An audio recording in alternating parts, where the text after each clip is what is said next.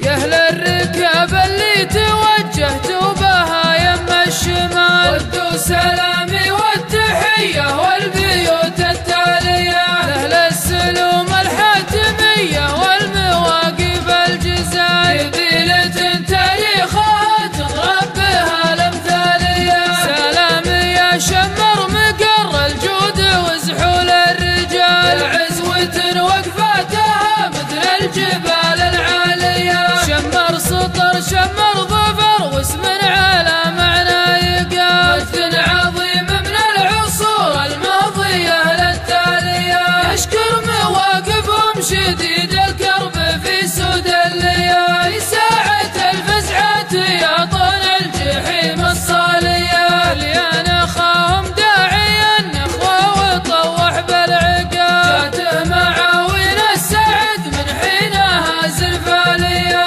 واليوم في وقت المزايا جمعوا زين الحلال، من طيبهم ما يقتلون الا البكار الغالية. ذود ينافس ذود في زود المزايا والجمال، يحتار فيها من يميز زينة الاشكالية. الله يعز اللي رعوها بالجهود وبالريال، يمشون في مشهدها بين الفجوج الخالية.